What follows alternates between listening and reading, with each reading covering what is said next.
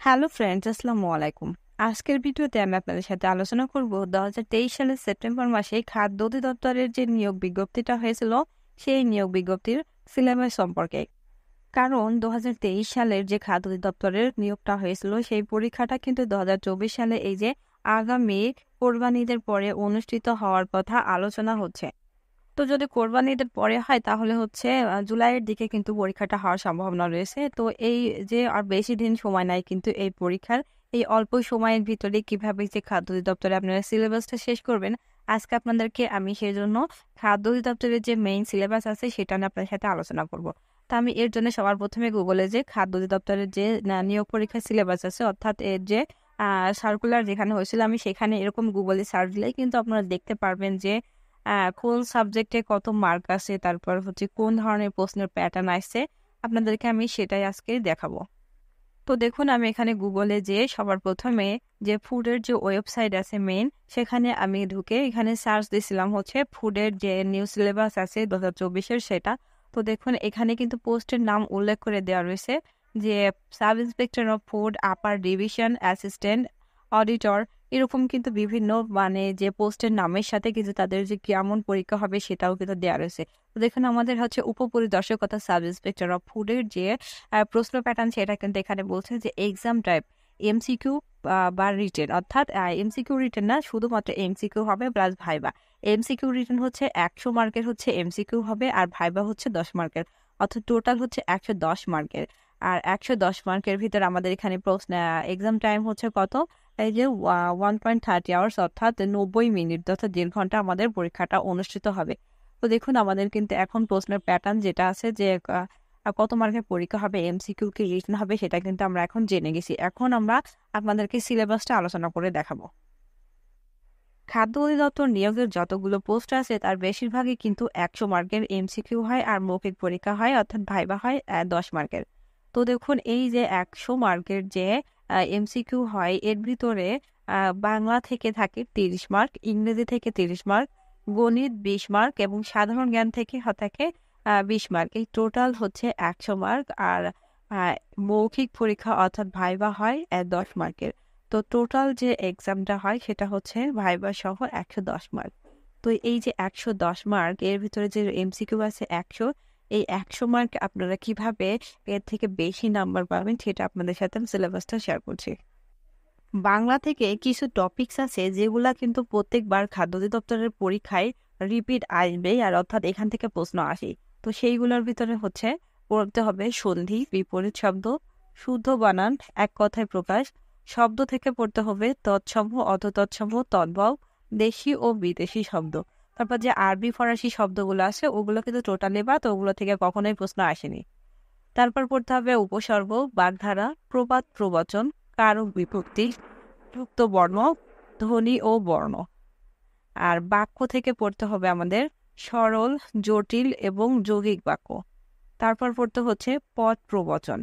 তো এই যে কতগুলো টপিকস আমাদের এখানে রয়েছে, এই যে টপিকসগুলো যদি আপনারা খুব ভালোভাবে পড়েন তাহলে কিন্তু 30 মার্কের ভিতরে মিনিমাম 20 থেকে 22 মার্ক আপনারা এখান থেকে পেয়ে যাবেন। এই গেল আমাদের বাংলা পার্টটা। আর এরপরে আসে হচ্ছে গণিত পার্ট। তো গণিত পার্ট থেকে আমাদের অঙ্ক আসে 30 মার্কের। তো এই যে গণিতের এখান থেকে হচ্ছে দুইটা পার্ট থাকে, একটা পাটিগণিত আর একটা হচ্ছে বীজগণিত। তো দেখুন পাটিগণিত থেকে আমাদের এখানে করতে হবে দশমিকের যে যোগ বিয়োগ গুণ ভাগের যে ম্যাথগুলো আছে সেইগুলো করতে হবে। আর করতে হবে লসাগু গসাগু, তারপর ঐকিক নিয়মের যে কাজ, খাদ্য এবং সময়ের অঙ্কগুলো আছে সেইগুলো, সমানুপাত, অনুপাত, এখান থেকে প্রত্যেকবারই একটা বা দুইটা আসেই। আর করতে হবে সংখ্যা পদ্ধতি। তারপরে আসেন যে বীজগণিতের অঙ্কে, এখান থেকে যে বীজগণিতের মান নির্ণয় যেটা আছে সেই বা চ্যাপ্টারটা করতে হবে। তারপর উৎপাদক নির্ণয়, গড়, মাধ্যম, তারপর ত্রিভুজ এবং আয়তক্ষেত্রের যে বেসিক যে সূত্রগুলো আছে, অর্থাৎ ত্রিভুজ কাকে বলে, আয়তক্ষেত্র কাকে বলে, ত্রিভুজ কত প্রকার, যে ত্রিভুজগুলো আছে সেইগুলা।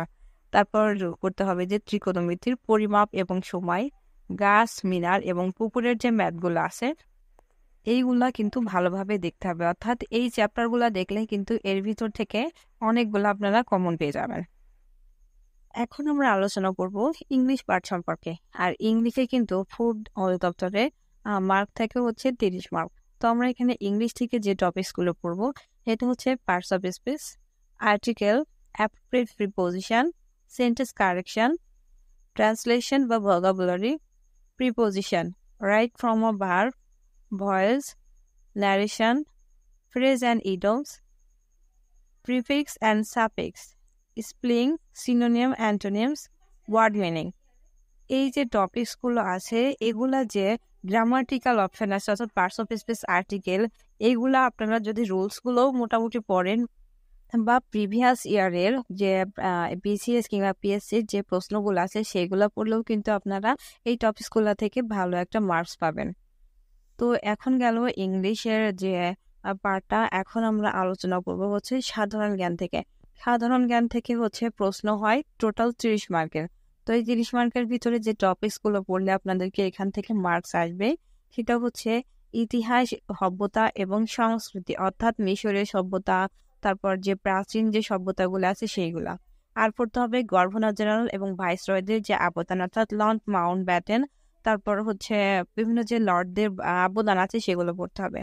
তারপর পড়তে হবে হচ্ছে বাংলার শাসনামল অর্থাৎ 52 থেকে 71 সাল পর্যন্ত অর্থাৎ 6 দফা এর ভিতরে আছে। আর পড়তে হবে বিভিন্ন রাজনৈতিক ব্যক্তিদের বিভিন্ন উক্তি। এরপর এখানে পড়তে হবে যে আন্তর্জাতিক সংস্থার বিভিন্ন সংক্ষিপ্ত নাম। আর পড়তে হবে আন্তর্জাতিক এবং জাতীয় যে বিভিন্ন দিবস আছে অর্থাৎ 16 ডিসেম্বর কত তারিখ, তারপর হচ্ছে 26শে মার্চ কত তারিখ এটা, আর বিভিন্ন দেশের আয়তন এবং রাজধানী, বাংলাদেশের আলোচিত ঘটনাবলী। আর সাধারণ বিজ্ঞান এবং কম্পিউটার থেকে যে প্রশ্নগুলো আছে সেগুলো আপনারা প্রিভিয়াস যে বিসিএস এর কোশ্চেনগুলো আছে সেখান থেকে কিন্তু আপনারা পড়লে হুবহু এখান থেকে কমন পেয়ে যাবেন।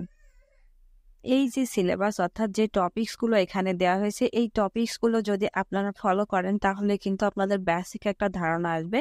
আর আপনারা কিন্তু ফুড অধিদপ্তরে যে পরীক্ষাটা হবে সেখানে কিন্তু আপনারা অনেক ভালো একটা মার্কস ক্যারি করতে পারবেন।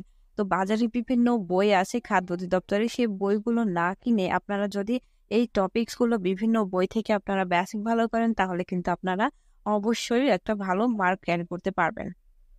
তো এই ছিল আমার আজকের ভিডিও। আমার আজকের ভিডিওটা যদি আপনাদের কাছে ভালো লেগে থাকে তাহলে অবশ্যই লাইক কমেন্ট করবেন। আর আমার ভিডিওটা ভালো লাগলে আমার চ্যানেলটা সাবস্ক্রাইব করে সাথেই থাকবেন। আজ এই পর্যন্ত, সবাই ভালো থাকবেন।